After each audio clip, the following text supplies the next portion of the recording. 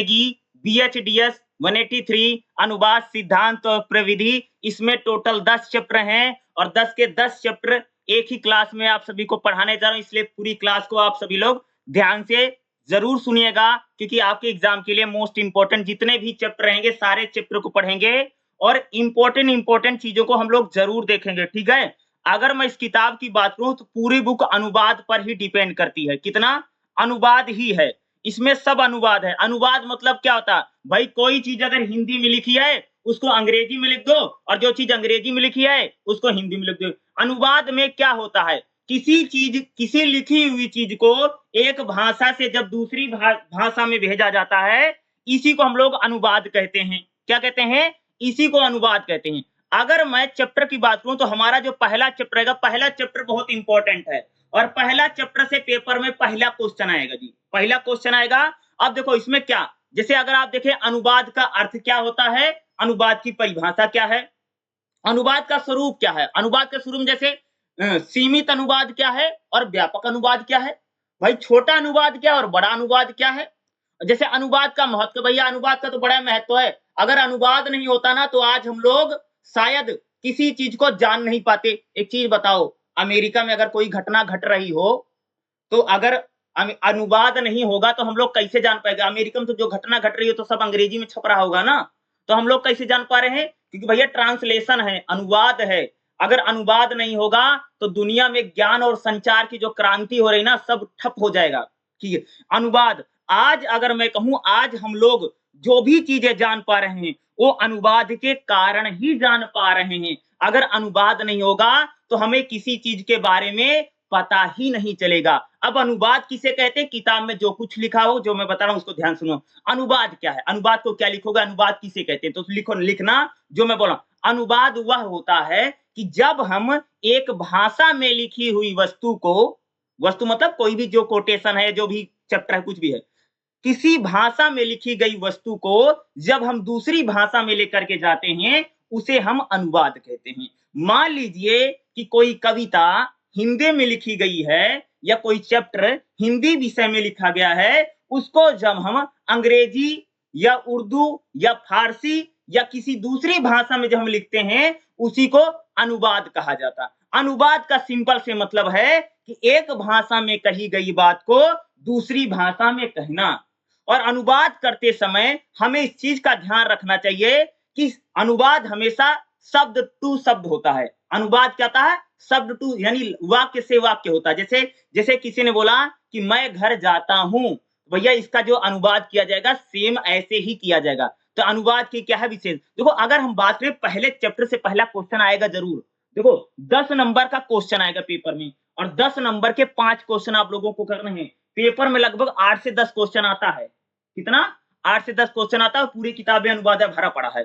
ठीक है, तो देखो पहला चैप्टर से पहला क्वेश्चन आना है। जैसे मान लो पेपर में आ गया अनुवाद का स्वरूप बताओ, तो भैया अनुवाद का अगर स्वरूप पूछ लिया तो सबसे पहले अनुवाद के बारे में बता दो। अनुवाद होता क्या है, अनुवाद का मतलब क्या यानी अर्थ क्या है, अनुवाद की परिभाषा क्या। देखो किसी क्वेश्चन को जब हम लिखते हैं तो उसको लिखने का एक तरीका है, तो तरीके में अगर आप लोग क्वेश्चन को लिखेंगे तो लिखना आपके लिए बहुत आसान हो जाएगा। तो सबसे पहले देखिएगा अनुवाद का अर्थ क्या है। भाई अनुवाद का मतलब जानोगे तभी तो हम समझ पाएंगे अनुवाद आखिर है। तो अनुवाद क्या है? अनुवाद शब्द का अर्थ प्रचलित है एक भाषा के पाठ को दूसरी भाषा में ले जाना। अनुवाद का मतलब क्या है कि भाई एक भाषा में जो कही गई बात है उसको दूसरी भाषा में ले जाना ही क्या है? अनुवाद है। कि अगर जैसे यहाँ करें डॉक्टर भोलानाथ तिवारी कहते हैं कि अनुवाद शब्द जो है वद धातु से बना, जिसका अर्थ होता है बोलना या कहना। अनुवाद का मतलब क्या था भैया? बोलना या कहना। भाई किसी व्यक्ति ने किसी भाषा में किसी बात को बोला होगा, वही बात मैं दूसरी भाषा में बोल दूंगा तो वही अनुवाद हो जाएगा। अरे तुम लोग देखते नहीं हो, जब प्रधानमंत्री कहीं जाते, जैसे मान लो अमित शाह हैं, अमित शाह जैसे मान लो केरल में भाषण दे रहे हैं। कहां पर जी? केरल में भाषण दे रहे हैं या कहीं दूसरे स्टेट में भाषण दे रहे हैं, तो वहां पर उनके साथ अनुवादक चलता है, ट्रांसलेटर चलता है। ट्रांसलेटर क्या करेगा भाई? जैसे प्रधानमंत्री ने एक लाइन को बोला, जैसे उन्होंने एक लाइन को बोला तो उनका जो अनुवादक होगा वो उसी बात को मलयालम में, तेलुगु में, तमिल में, जहां भी वो जिस स्टेट में दे रहे हैं उस चीज को क्या करेगा? अनुवाद करेगा। क्या करेगा? अनुवाद करेगा। तो जैसे कोई नेता भाषण देता रहता है तो साथ में उसका जो अनुवादक होता है उस चीज को क्या करता है? वो उनकी ही बातें जैसे उन्होंने बोला कि भाई हम आपके लिए कई सारी योजनाएं चलाएंगे और आपके लिए हमारी सरकार तमाम तरह की योजनाओं के जरिए आप लोगों का विकास करेगी, ठीक है। तो अनुवादक जो होगा इसी बात को, जो नेता ने जिस बात को बोला है, वो उसी बात को किसी मलयालम में या तमिल में, तेलुगु में उसी बात को दूसरी भाषा में कह रहा। तो जैसे परिभाषा कह सकते हैं, अनुवाद का मतलब क्या है, बोलना या कहना। जैसे किसी व्यक्ति ने किसी बात को अंग्रेजी भाषा में कहा है, तो उसी बात को अगर हम हिंदी भाषा में कहते हैं तो यही क्या होता भैया, अनुवाद। क्या अनुवाद का मतलब था पुनः कहना, पुनर्कथन। पुनर्कथन में दोबारा कहना। जैसे भैया किसी ने संस्कृत में किसी बात को बोला होगा, वही बात अगर मैं हिंदी में बोल दूं तो इसको बोलते हैं पुनर्कथन। अनुवाद का मतलब है भैया पुनर्कथन भी कहते हैं। स्पष्ट है कि अनुवाद जो है पुनर्कथन है, कहे हुए को फिर से कहना। अनुवाद का मतलब क्या है कि जो बात एक बार कही जा चुकी है उसी बात को दोबारा किसी दूसरी भाषा में कहना ही क्या है, अनुवाद कहलाता है। जैसे भैया किसी व्यक्ति ने मान लीजिए तो उर्दू में किसी बात को कह दिया, अब उसी बात को जब वो अनुवाद होगा तो भैया उर्दू में कहा बात उसने, तो उर्दू के बाद उसको अब फ्रांसीसी में कहा जा रहा है, तो क्या है, यही अनुवाद है। क्या है, यही अनुवाद है। अब देखो अनुवाद की परिभाषा क्या है, तो परिभाषा में क्या लिखोगे, सिंपल से सुनो जो मैं बता रहा हूं। देखो अनुवाद क्या होता, अनुवाद जो है वह एक भाषा में कही गई बात को जब हम दूसरी भाषा में कहते हैं, इसी को हम लोग क्या कहते हैं, अनुवाद कहते हैं। अनुवाद में क्या होता है, अनुवाद में अगर आप देखोगे एक भाषा की जो पाठ्य सामग्री है, पाठ्य सामग्री मतलब समझते हो, अरे जो आपकी किताबें हैं भाई, जैसे मान लो एक अंग्रेजी भाषा में लिखी गई किताब है, उसी को अगर मैं हिंदी भाषा में या किसी संस्कृत भाषा में या पंजाबी भाषा में अगर उस किताब को अगर मैं लिख देता हूं तो क्या होगा, वही अनुवाद कहलाएगा। क्या है, अनुवाद एक शिल्प है जिसमें एक भाषा में व्यक्त संदेश को हम दूसरी भाषा में कहते हैं। अरे जैसे हम लोग मोबाइल में मैसेज नहीं करते किसी को, भाई फोन में तुमने किसी को मैसेज कर दिया, तो आज लोग जैसे व्हाट्सएप पर बात करते हैं, तो जैसे व्हाट्सएप पर किसी ने मेरे पास मैसेज भेजा और उसने भैया लिख करके भेजा, उर्दू में भेजा है। अब उर्दू में ऐसा लिख दिया कि मुझे समझ ही नहीं आ रहा क्या लिखा है, तो मैं तुरंत गूगल ट्रांसलेटर यूज करूंगा और गूगल ट्रांसलेटर में उसके लिखी गई चीजों को मैं लिख दूंगा, तुरंत तो मुझे हिंदी में या किसी भाषा में बता देगा। क्या है, यही चीज क्या है, अनुवाद है। अनुवाद क्या है, किसी बात को अगर कहा जा रहा उसी बात को जब दूसरी भाषा में बोला जा रहा है, वही। देखो अनुवाद हमेशा लाइन टू लाइन होता है, शब्दता शब्द होता है। दूसरा, अनुवाद करते समय हमें भावना का भी ध्यान रखना चाहिए। जैसे एक बात बता दूं, जैसे मान लो तुम किसी कविता का अनुवाद करो, कविता का अनुवाद करना बड़ा मुश्किल माना जाता है भाई मेरे। देखो एक बात बताऊं, कविता, पोयम, भावना, प्यार, मोहब्बत, इनका ट्रांसलेटर करना बड़ा मुश्किल है। समझ रहे हो, जैसे कविता खूब लड़ी मर्दानी वह तो झांसी वाली रानी है, या कोई और कविता प्रेम मोहब्बत में जो कविताएं लिखी जाती हैं, इस प्रकार की कविताओं को अनुवाद करना क्या है, बड़ा मुश्किल माना जाता है। अब जैसे मान लीजिए भाई कि कोई वाक्य है, कोई कोटेशन है, कोई शब्द है, किसी व्यक्ति ने, जैसे मान लो जापान के किसी व्यक्ति ने कोई बात जापानी में कह रखी है, तो भाई किस कहीं पर भी अगर आप अनुवाद करें तो वहां के कल्चर को, वहां की भावनाओं को, वहां की संस्कृति को समझना जरूरी है, तभी हम शायद उस अनुवाद को बेहतर तरीके से कर पाएंगे। आप समझ रहे हैं अनुवाद की हम लोग जो बात कर रहे हैं, ठीक है। अब जैसे अगला इसमें पूछेगा अनुवाद का स्वरूप क्या है, स्वरूप मतलब होता है उसका आकार और प्रकार क्या है। तो अनुवाद जो है वह मूलतः हम दो चीजों में देखते हैं, व्यापक रूप में अनुवाद क्या है और सीमित रूप में अनुवाद क्या है। व्यापक माने बड़े अर्थों में अनुवाद क्या है और छोटे अर्थों में अनुवाद क्या है।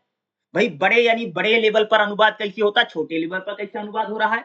तो देखना भैया अनुवाद व्यापक अर्थों में बड़े लेवल पर कहां होता है। देखो सबसे पहले अगर आप देखोगे तो अनुवाद क्या होता है भैया, एक जैसे आप देखोगे अनुवाद हम लहा कहां करें, जैसे आप देखोगे कि अंतर्भाषिक अनुवाद। अंतर्भाषिक अनुवाद का मतलब अलग अलग भाषाओं में जो अनुवाद हो रहा है। जैसे कोई चीज जैसे उर्दू में लिखी है तो उसका फारसी में लिखा जा रहा है, संस्कृत में लिखे उसका पंजाबी में लिखा जा रहा है, ठीक है। क्या है, इसे बोलते हैं अंतर्भाषिक अनुवाद। अंतर्भाषिक अनुवाद से मतलब होता है एक भाषा में प्रतीक व्यवस्था के पाठ को उसी भाषा की दूसरी भाषा में। देखो जैसे मान लीजिए कि देखो अगर मैं बताऊं जैसे इग्नू है, इग्नू में कोई भी अगर किताब छपती है, जैसे मान लो हिस्ट्री की किताब इग्नू में छपनी है, तो हिस्ट्री जो छपेगी भैया सबसे पहले अंग्रेजी में छपेगी और अंग्रेजी से हिंदी में अनुवाद होता है। इसलिए तुम लोगों ने इग्नू की जब किताब को खोल करके देखते हो तो वहां पर कई सारे शब्द ऐसे हैं जो बहुत कठिन हो जाते हैं। कठिन इसलिए हो जाते हैं क्योंकि जब वह अंग्रेजी से हिंदी में ट्रांसलेट किताब की जाती है तो वहां पर शब्दों में क्या हो जाती, काफी कठिनाई का सामना। देखो एक चीज बता दूं कि यूनिवर्सिटी में हिंदी विषय को छोड़ करके जैसे हिस्ट्री है, पॉलिटिकल साइंस है, सोशियोलॉजी है, इन सारी किताबों को डायरेक्ट इंग्लिश फॉर्म में ही लिखा जाता है। क्या? इंग्लिश मीडियम में ही लिखी जाती हैं किताबें, ज़्यादा मोस्टली किताबें जो लिखी थी, वो हिंदी भाषा में अनुवाद होता है। क्या होता है? वो ट्रांसलेट की जाती हैं। इसलिए क्या होता है, ज़्यादातर आप जैसे यूनिवर्सिटी की किताब को देखोगे, तो क्या है, आपको हिंदी में पढ़ोगे तो लगेगा भैया बड़ा कठिन लग रहा है, समझ ही नहीं आ रहा क्या कह रहा है किताब वाला। ठीक है? ऐसा हमको क्यों लगता है? ऐसा हमको इसीलिए लगता है जी, क्योंकि ऐसा लगता है क्योंकि वह डायरेक्ट अंग्रेजी से हिंदी में आई, इसलिए लगता है। तो भाई बड़े लेवल पर अनुवाद क्या है कि जैसे यूनिवर्सिटी में अनुवाद किया जाता है, किताबों का अनुवाद किया जाता है। ये क्या है, बहुत बड़े लेवल पर अनुवाद होता है, जिसको हम अंतर्भाषिक अनुवाद क्या है, एक भाषा में प्रतीक व्यवस्था को दूसरी भाषा में प्रतीक व्यवस्था के अनुवाद को कहते हैं।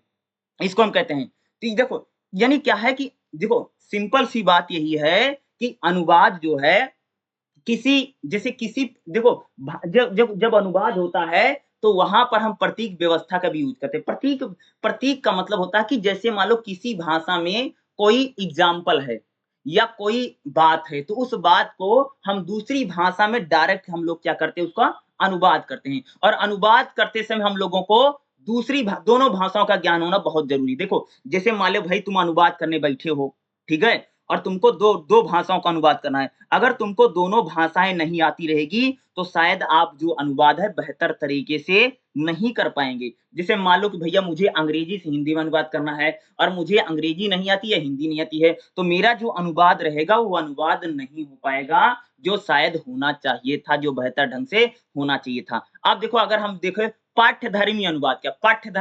पाठ्यधर्मी अनुवाद से तात्पर्य होता है कि पाठ आए अर्थात पाठ सर्वोपरि है। ऐसे अनुवाद को अनुवादक की अपेक्षा की जाती है कि वह मूल पाठ के प्रति ईमानदार हो। अनुवाद करते समय आत्मा की मूल को बचा रहे। देखो, कह रहे हैं भैया कि अगर हम किसी चीज़ का अनुवाद करें, तो जो अनुवाद में बातें कही गई हैं, उसकी भावना का भी ध्यान रखना ज़रूरी है। देखो भाई, अनुवाद में भावना का अनुवाद करना बड़ा मुश्किल है। देखो, आप लोग शब्द का शब्द से अनुवाद कर सकते हो, लेकिन भावना का अनुवाद करना बड़ा मुश्किल माना जाता है। इसलिए कहा जाता है कि कविताओं का अनुवाद करना सबसे ज़्यादा डिफ़िकल्ट माना गया, सबसे ज़्यादा मुश्किल माना जाता है। क्योंकि जो भावनात्मक अनुवाद है, जो मूल आत्मा है, यानी किसी जैसे मान लो किसी किसी कल्चर में, किसी सभ्यता में कोई बात कही जा रही है, उसका तो हम सब लाइन टू लाइन अनुवाद कर देंगे। लेकिन उसका जो मूल विचार है, जो मूल भावना है, उसका अनुवाद करना क्या है, काफ़ी मुश्किल माना जाता है। अब देखो, अनुवाद का महत्व क्या है? भैया अनुवाद का सबसे ज़्यादा महत्व भैया शिक्षा में है, एजुकेशन में सबसे ज़्यादा महत्व है। आज हम लोग जो पढ़ पा रहे हैं, अनुवाद के कारण ही तो पढ़ अरे भैया, आज तुम लोग मार्कोनी को जानते हो, न्यूटन को जानते हो, आज तुम लोग इतने यूरोप में जो इतने सारे आविष्कार हुए हैं, हम लोग क्यों जान पाए? क्योंकि भैया अनुवाद था। शिक्षा के क्षेत्र में अनुवाद का सबसे बड़ा महत्व है। विश्व भर में जो सारा ज्ञान है, वो अनुवाद के कारण ही पहुँचा है। अगर अनुवाद नहीं होता, तो पूरी दुनिया में जो ज्ञान है ना, वो शायद हम लोगों को नहीं मिल पाता। अब देखो भाई कि तुम सबने पढ़ा होगा पॉलिटिकल साइंस में, हिस्ट्री में, तमाम सब्जेक्ट में तुम सब पढ़ते हो कि वहाँ पर विदेशी लोग आते हैं। अरे भैया, विदेशी आदमी तो किसी ने जापानी में लिखा है, किसी ने फ्रांसीसी में लिखा है, किसी ने इटालियन में लिखा है। उनकी बातों को हम कैसे आज पढ़ पा रहे हैं? अरे उनकी बातों को हम इसलिए पढ़ पा रहे हैं क्योंकि भाई अनुवाद था ना, अनुवाद था, तभी तो हम लोग जान पा रहे हैं। आज ज्ञान विज्ञान के क्षेत्र में जो पढ़ाई-लिखाई है, शिक्षा के क्षेत्र में जो सारा ज्ञान विज्ञान का प्रसार है, वह अनुवाद के कारण ही हो रहा है। जिसे आप सबने सुना होगा कि भाई हमारे देश में जो पंचतंत्र की कहानियाँ हैं, वो विदेशों में खूब पढ़ी गई। क्यों पढ़ी गई? क्योंकि उसका अनुवाद हुआ, तभी तो वो लोग जान पाए, नहीं तो उन लोगों को भी उन चीज़ों के बारे में पता नहीं चल पाता। अगला क्या? पर्यटन और अनुवाद का। पर्यटन भैया जो घूमने-फिरने हम लोग जाते हैं,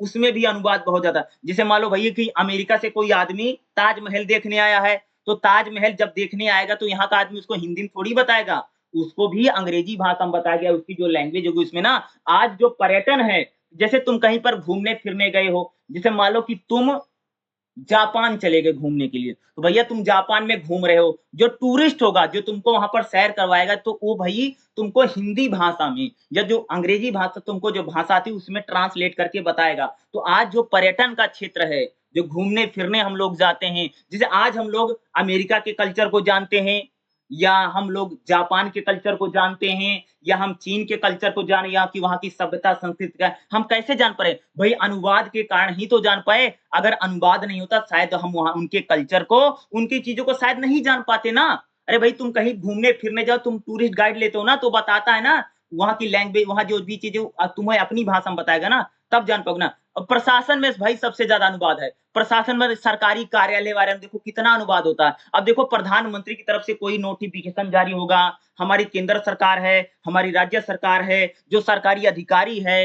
ये लोग जो भी जानकारी देते हैं भाई कई जैसे हिंदी में भी आएगा, अंग्रेजी में भी आएगा, अलग-अलग दोनों भाषाओं में आता ना। तो आज जो प्रशासन का क्षेत्र है, जो हमारे शासन प्रशासन जैसे राज्य सरकार है, जो केंद्र सरकार है, जो अलग-अलग हमारी राज्य सरकारें हैं, तो वहाँ पर प्रशासन के क्षेत्र में भई अनुवाद का बड़ा महत्व है। प्रशासन के लगभग हर क्षेत्र में अगर हम लोग देखें, तो अनुवाद किया ही जा रहा है। अलग-अलग क्षेत्रों में जैसे आप देखोगे कि नियम, कानून इनको लेकर के कितने अनुवाद आज देखो कोर्ट में जो फैसला सुनाया जाता है, देखो कोर्ट में जो फैसले होते हैं उसका उसका जो जजमेंट होता है, वह हिंदी और अंग्रेजी कई सारी भाषाओं में उसका अनुवाद किया जाता है। क्यों? ये अनुवाद के कारण ही हो रहा है।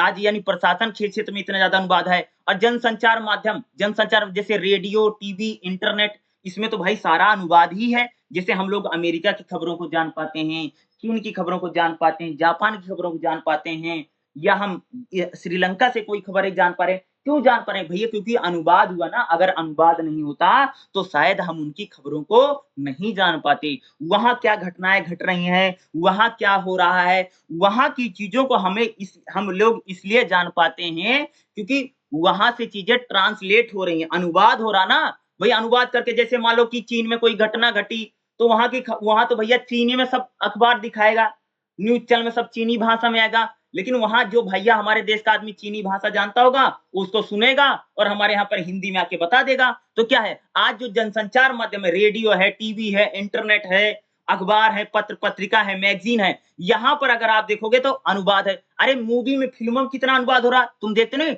कोई फ़िल्म बनती भैया देखो बाहुबली, दुनिया भर की फ़िल्में बनती हैं, साउथ में बनती हैं, तो वहाँ तुम सबने देखा ही होगा ना कि वो किस भाषा में कुछ फ़िल्में तमिल में बनती हैं, तेलुगु में बनती है, बड़ी-बड़ी फ़िल्में बनी, लेकिन वो हिंदी में फ़िल्मों को डब किया जाता है ना। डबिंग क्या? डबिंग एक प्रकार का ट्रांसलेशन है, अनुवाद ही तो है। आज देखो जो बड़ी-बड़ी फ़िल्में होती हैं, उनका अनुवाद किया जा रहा है। जैसे हम लोग बॉलीवुड की फ़िल्में देखते हैं, ऐसे बहुत सारे लोग देखो अंग्रेज़ी फ़िल्में देख रहा है, तो क्या है, हिंदी में अनुवाद करके वो लोग देख रहे हैं ना। अरे भैया जिसको अंग्रेज़ी आती है तो अंग्रेज़ी में देख लेगा, जिसको नहीं आती वो किसमें देखेगा जी? नहीं समझ पाएगा ना। तो लोग किस भाषा में उन फ़िल्मों को देख रहे हैं? वो लोग ट्रांसलेट करके, अनुवाद करके साहित्य में सबसे ज़्यादा अनुवाद होता है। साहित्य मतलब वही कविता, कहानी, निबंध जो होते हैं, इनमें भी अनुवाद का बड़ा महत्व है। इन क्षेत्र में भी अगर आप देखोगे तमाम तरह के अनुवाद हम लोगों को देखने को मिल ही रहा है। साहित्य का मूल उद्देश्य है मनुष्य के हृदय को बेहतर बनाना। आज देखो जो भी एक बात बताओ, हमारे यहाँ की जो कहानियाँ हैं, वही विदेशों में पढ़ी जा रही हैं। जैसे हम लोगों ने जैसे मान लो शेक्सपियर को या वहाँ की जैसे ट्विंकल ट्विंकल ये दुनिया भर की कहानी हम लोगों ने जो सुनी है, जो कविताएँ पढ़ी है, क्यों पढ़ पाए भैया? अनुवाद था ना तभी तो पढ़ पाए। भई आज जो साहित्य है उसमें बहुत सारा अनुवाद हो रहा ना, तो साहित्य में आज देखो सूचना यानी इंटरनेट टेक्नोलॉजी में आईटीसी में कितना सारा अनुवाद हो रहा। आज देखो पूरी दुनिया एक प्रकार से जैसे चिकित्सा का क्षेत्र हो, चिकित्सा के क्षेत्र में, संस्कृति के आदान-प्रदान में, पर्यटन में, आज देखो कितना अनुवाद हो रहा है। देख नहीं रहे हो कि आज हम लोग अमेरिका के इलेक्शन को भी जान पाते हैं, जापान में इलेक्शन हो रहा हम उसको भी जान पाते हैं, जापान में कैसे लोग रहते हैं हम इसको भी जान पाते हैं, चीन में कैसा आदमी रहता है उसको भी जान पाते हैं। हम लोग क्यों जान पा रहे हैं? क्योंकि अनुवाद हुआ है तभी हम जान पाए। अगर अनुवाद नहीं होता तो भैया पूरी दुनिया में जो कुछ है सब अनुवाद ही है। अब विदेश के बारे में तुमको रत्ती से रत्ती जो जानकारी हो अनुवाद के कारण ही है। अगर अनुवाद नहीं होता अगर उस देखो भाई जैसे मान लो अमेरिका में कोई चीज़ है हिंदी में थोड़ी बोली जा रही कही जा रही होगी, वो तो सब उनकी भाषा में कही जा रही है। लेकिन हम वहाँ के कल्चर के बारे में, खान-पान के बारे में, पहनावे के बारे में, रीति-रिवाज के बारे में, वहाँ शादी कैसे होता है, वहाँ ब्याह कैसे होता है, हम लोग उनके बारे में क्यों कैसे जान पाते हैं? हम लोग इसीलिए जान पाए क्योंकि उस उन चीज़ों का क्या किया गया है, अनुवाद किया गया। अगर अनुवाद नहीं किया होगा तो शायद हम उन चीज़ों के बारे में नहीं जान पाते, हमको भी कुछ पता नहीं चलता। भई अनुवाद को करने में चुनौती क्या आती है? दिक्कत कहाँ का आती? भई अनुवाद को करने में सबसे पहले समस्या आती है अगर किसी व्यक्ति को दोनों भाषाओं का जैसे मान लो भई तुमको अंग्रेजी से हिंदी में करना है, तो तुमको इंग्लिश तो आती है लेकिन हिंदी आती है, अनुवाद नहीं कर पाओगे। तो सबसे बड़ी समस्या अनुवाद में ये आती कि जो भी व्यक्ति अनुवाद करता है अगर उसको दोनों भाषाओं का ज्ञान होगा, तभी अनुवाद कर पाएगा। अगर उसको दोनों भाषाओं के बारे में अगर जानकारी नहीं है, तो वह व्यक्ति अनुवाद नहीं कर पाएगा। अनुवाद करने में उसको तमाम तरह की कठिनाई और समस्याओं का सामना करना ही पड़ेगा। अनुवाद में क्या भैया, अनुवाद करते समय सबसे ज़्यादा भाषा की प्रकृति देखो हम लोग अगर देखो जैसे मान लो मुझे अगर चीनी भाषा का अनुवाद करना है, तो मुझे चीनी भाषा के साथ-साथ वहाँ के कल्चर को, वहाँ की प्रकृति को समझना पड़ेगा, तभी हम लोग अनुवाद कर पाएँगे। अनुवाद करने के लिए हमें जैसे हमें मुहावरों का अनुवाद करना है, लोकोक्तियों का अनुवाद करना है, तो ये अनुवाद काफ़ी डिफ़िकल्ट माने जाते हैं। कविता का अनुवाद करना काफ़ी डिफ़िकल्ट माना जाता है, क्योंकि बहुत मुश्किल माना जाता है भाई मेरे, ठीक है, इनका अनुवाद करना बहुत इसलिए मुश्किल माना जाता है जी, क्योंकि क्योंकि भावनात्मक जो अनुवाद है बहुत मुश्किल हो जाता है, क्योंकि जब तक आप वहाँ के कल्चर को, वहाँ के खान-पान को, यहाँ के पहनाव को, यहाँ सभ्यता संस्कृति को नहीं जानोगे, तो अनुवाद करना क्या होता है, बड़ा मुश्किल माना जाता है। इस कई सारी चीज़ें होती हैं, जो अनुवाद में हमें समस्या का सामना करना पड़ता है। तो पहले चैप्टर में लगभग यही सारी चीज़ें आएँगी और ध्यान रखना, पेपर में 1 क्वेश्चन 10 नंबर का आएगा। कितने नंबर का जी? हर एक क्वेश्चन 10 नंबर का था। 10 नंबर के क्वेश्चन के लिए कम से कम 2.5 या 3 पेज लिखना, इससे ज़्यादा। 1 पेज मतलब समझते हो? जैसे एक पन्ना होता तो आगे-पीछे, तो आगे 1, पीछे 2 और 1 और, लगभग 3 पेज लिखिएगा। इतना तो लिखिएगा। अब थोड़ा स्पीड भी देख लेना, क्योंकि 2 घंटे का पेपर है और 2 घंटे के पेपर में 10 नंबर का है, तो कम से कम 2 पन्ने तो लिखे ही, जैसे 1 पन्ना आगे-पीछे इतना तो लिखो ही लिखो। इससे कम कोई मत लिखना, ठीक है? और 2 घंटे का और सिर्फ 5 ही क्वेश्चन लिखने रहते हैं पेपर में और 2 घंटे का पेपर रहेगा और पहले चैप्टर से आपको कम से कम 1 क्वेश्चन या 1.5 क्वेश्चन आपको देखने को मिलेगा। 10 से 15 नंबर का पहले चैप्टर से क्वेश्चन आता ही आता है, हर साल आता है। चलिए हम लोग अगला चैप्टर देख लेते हैं, जो हमारा दूसरा चैप्टर रहने वाला, उसमें भी काफ़ी इम्पोर्टेंट है, ठीक है? चैप्टर नंबर 2 क्या रहेगा? अनुवाद के प्रकार और क्षेत्र। क्या है? अनुवाद के क्षेत्र और प्रकार, यानी कौन-कौन से क्षेत्रों में अनुवाद हो रहा है। तो देखिएगा, जैसे अनुवाद के विविध क्षेत्र, ये अलग-अलग क्षेत्रों में अनुवाद हो रहा है। जैसे प्रशासन में अनुवाद हो रहा है। प्रशासन मतलब समझते हो? जो हमारी सरकारी कार्यालय हैं, जो हमारे मंत्रालय हैं, जैसे कृषि विभाग है, वाणिज्य विभाग है, ठीक है? या शिक्षा विभाग है। इन विभागों में भी, इन डिपार्टमेंट में भी अगर आप लोग देखेंगे, तो अनुवाद हो रहा है ना? जैसे बैंकिंग क्षेत्र में काफ़ी अनुवाद होता है। भई बैंक तो पहले अंग्रेजी में ही चलता था ना? आप सबको पहले ही पता होगा कि जब हमारे देश में अंग्रेज थे, तो उस समय हमारे देश में शासन-प्रशासन भी अंग्रेजी में चलता था और बैंक का काम भी अंग्रेजी में होता था। लेकिन आज जो बैंक के जो वर्ड हैं, जो शब्द हैं, उसका अनुवाद किया गया ना, उसका ट्रांसलेट किया गया ना, तभी तो हम लोग जान पा रहे हैं। वही आज देखो प्रशासन के क्षेत्र में देखो, सरकार की तरफ से या कोई सरकारी कार्यालय है, जैसे मान लो हमारा सरकारी कार्यालय कृषि विभाग, तो भाई कृषि विभाग, एग्रीकल्चर जो डिपार्टमेंट है, उसमें कोई भी जो जानकारी आती है, तो अंग्रेजी में भी लिखी रहती है, साथ-साथ वह हिंदी में भी लिखी रहेगी। दोनों भाषाओं में लिखी रहेगी। अब जैसे तुम बैंकिंग की बात करो, जैसे भाई बैंक की पासबुक उठाओ तुम सब लोग अपनी, बैंक की पासबुक को देखो, तो उसमें अंग्रेजी में भी लिखा है, हिंदी में लिखा है। अरे तुम बैंक में जब खाता लोग हम खुलवाने जाते हैं, तो देखो, जो बैंक में खाता खुलवाने के लिए जो हम लोगों को पेज मिलता है, जिसमें फॉर्म भरना रहता है, देखो उस फॉर्म में अंग्रेजी में भी लिखा रहता है, हिंदी में लिखा रहता है। जैसे लिखा रहेगा नेम, लिखा रहेगा अनुवादक अपना नाम लिखे, इस प्रकार से लिखा रहता है ना। अरे देखते नहीं बैंक में, बैंक की पासबुक हो, बैंक की चेकबुक हो, बैंक में से पैसे निकलवाने हैं, उसमें जो आपको स्लिप मिलती है, जो आपको रसीद मिलती है, वह अंग्रेजी और हिंदी दोनों भाषाओं में होती है ना। तो यही बता रहा कि आज जो हमारा बैंकिंग का क्षेत्र है, जो बैंक हैं, वहां पर भी अनुवाद जो है काफी मामलों में क्या है, वह किया जा रहा है। जितने भी बैंकिंग के मामले हैं, बैंक में जो अनुवाद है, वह काफ़ी हद तक हो रहा है। अगला देखो, विधि यानी कानून के क्षेत्र में, आज जो हमारा कानून है, जो है जैसे हमारी कोर्ट है, हमारे न्यायालय हैं, यहाँ पर भी देखो, कोर्ट में अगर कोई चीज़ होती है, जैसे आज हमारा कोर्ट है, जैसे मान लो भाई जज ने कोई फैसला सुना दिया, तो फैसला भैया जो होगा, वह हिंदी और अंग्रेजी दोनों भाषाओं में दिया जाता है। देखो, जैसे सुप्रीम कोर्ट ने कोई फैसला सुनाया, भाई सुप्रीम कोर्ट का जो जजमेंट होगा या सुप्रीम कोर्ट का जो फैसला होगा, वह हिंदी और अंग्रेजी दोनों विषयों में आएगा। इसीलिए हम लोग कहते हैं कि जो आज विधि यानी कानून में भी अगर आप देखेंगे, तो हिंदी और अंग्रेजी दोनों भाषाओं में अनुवाद किया जा रहा है। भाई विधि यानी देखो, वकील जो होता है, भैया वकील जो मुकदमा लिखता है, अरे तुम पुलिस कंप्लेन कराओ, पुलिस में एफआईआर करवाओ, तो वहां पर भी आपको जो एफआईआर की जो कॉपी मिलेगी, अगर आप बोलोगे भैया मुझे हिंदी में कॉपी दिलाओ, तो आपको हिंदी में कॉपी मिलेगी। जैसे भैया आपका कोई मुकदमा चल रहा है, तो मुकदमे की जो कार्रवाई होगी, जो जजमेंट होगा, वो आपको हिंदी अंग्रेजी दोनों में मिलेगा।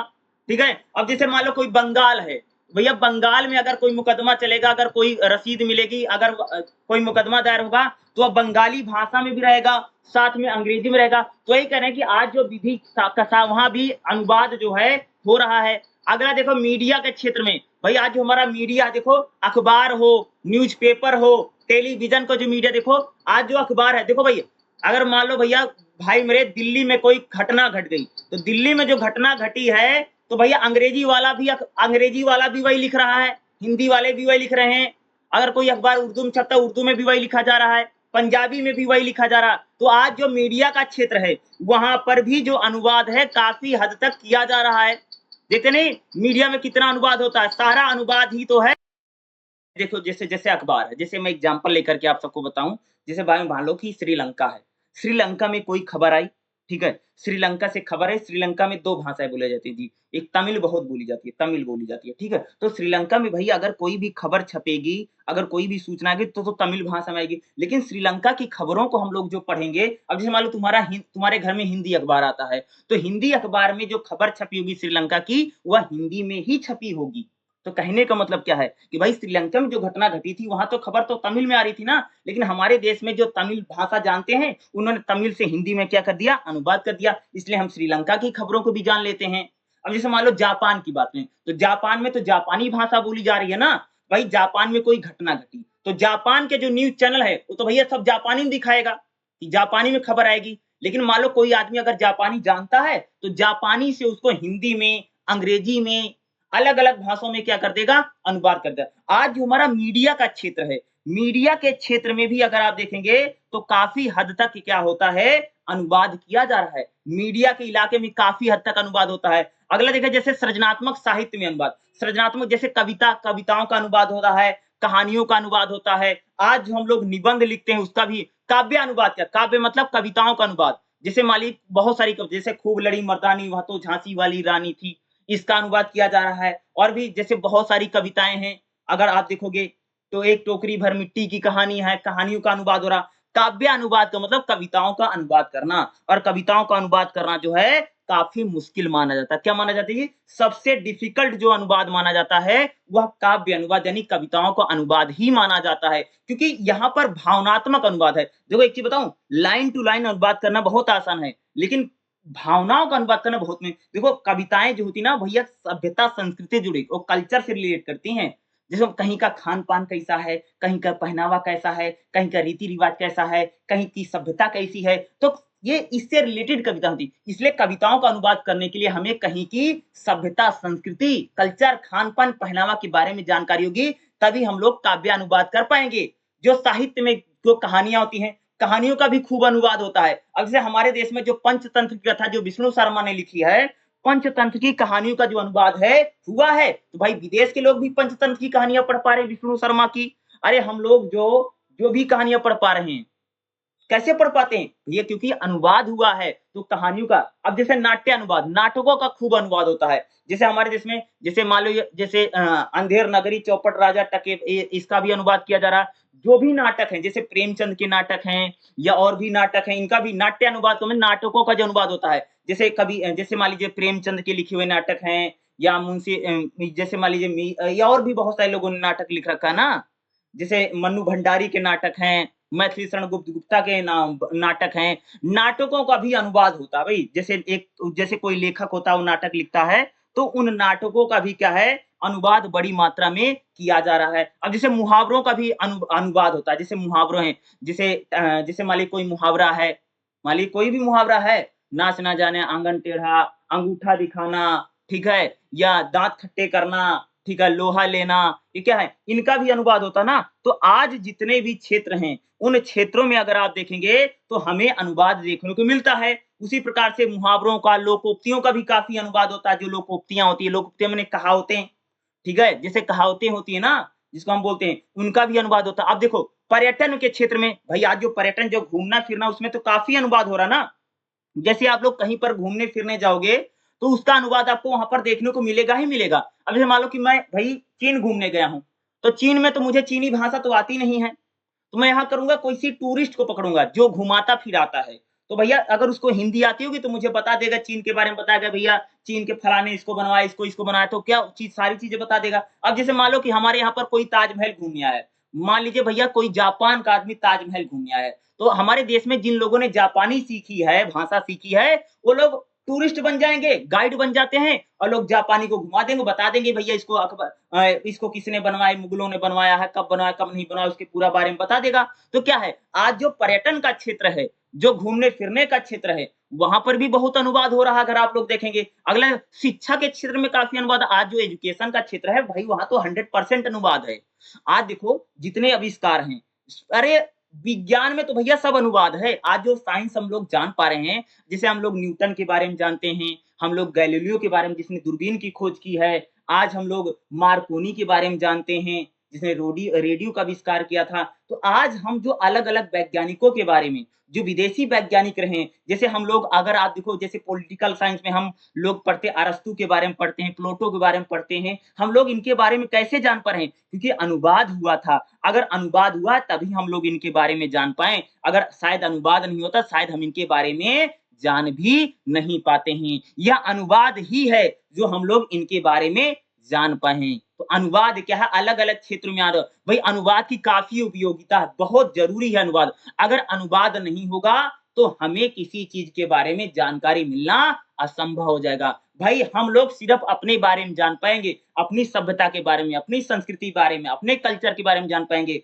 वही अगर हम लोग अमेरिका के बारे में जानते हैं, चीन के बारे में जानते हैं, जापान के बारे में जानते हैं, कुछ भी जानते हैं, अरे एक भी लाइन अगर तुम लोग किसी कहीं के बारे में जानते हो, तो अनुवाद हुआ है तभी जान पाए, अगर अनुवाद नहीं होता तो शायद हम लोग उनके बारे में नहीं जान पाते। तो दूसरा चैप्टर भी आपका काफ़ी इम्पोर्टेंट है, इस चैप्टर से भी आपके एग्ज़ाम में क्वेश्चन आएगा ही आएगा। तो जितने मैं चैप्टर आपको पढ़ाता जा रहा हूँ, इसको ध्यान से सुनते जाइएगा, क्योंकि जितना मैं आप सबको यहाँ पर बता दूँगा, वो पेपर में आएगा ही आएगा। और आपको लिख कर के आना है, जैसे मैंने बताया 10 नंबर का क्वेश्चन आता है और ज़्यादा टाइम आपको लगाना है, अच्छे से लिखना है और आपके नंबर भी पेपर में देख लेना, अच्छे-अच्छे मार्क्स आएँगे, टेंशन मत लीजिए। चलिए अगला चैप्टर हम देख लेते हैं, जो हमारा नेक्स्ट चैप्टर है, ठीक